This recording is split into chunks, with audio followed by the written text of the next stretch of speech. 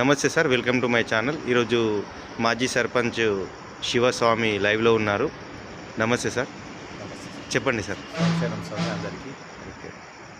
నేను రామాయంపేట మండలం దావర్చెరువు గ్రామ మాజీ సర్పంచ్ని.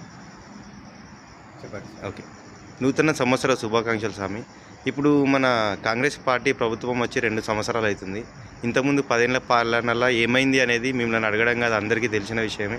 కానీ 2 ఏళ్ల పాలనలో ప్రతి గల్లీలో పెద్ద పెద్ద మోర్లు కాలువలు అవుతున్నాయి కదా, దాని మీద మీ ఉద్దేశం ఏంటి? ముఖ్యంగా నేను సర్పంచ్ ఉన్నప్పుడు చాలా రకాలుగా ఎంతోమంది దగ్గరికి వెళ్ళి వివిధ రకాల బడ్జెట్ తీసుకొచ్చి మా గ్రామాన్ని అభివృద్ధి చేసే దిశగా ముందుకు సాగినాం. కాకపోతే కొంతమంది లీడర్లు సహకరించకపోయినా సాధ్యమైనంత కాడికి నేను గ్రామాభివృద్ధికి తోడ్పడడం జరిగింది. కాకపోతే ఇప్పుడున్న పరిస్థితులలో మన కాంగ్రెస్ గవర్నమెంట్ వచ్చిన తర్వాత గౌరవ యంగ్ ఎమ్మెల్యే రోహిత్ రావు గారి సమక్షంలో నేను కాంగ్రెస్ పార్టీకి చేరిన వెంటనే నాకు ప్రత్యేక నిధులు కేటాయించి గ్రామాభివృద్ధికి తోడ్పాటు చేసినందుకు ప్రత్యేకించి ఎమ్మెల్యే గారికి, అలాగే ఎమ్మెల్యేతో పాటు లోకల్లో స్థానికంగా ఉన్నటువంటి నాయకుల కృషి సహకారం వల్లనే నేను ముందుకు వెళ్ళడం జరిగింది.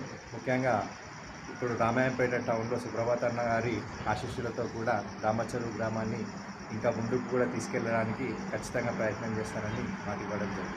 Thank you sir, welcome.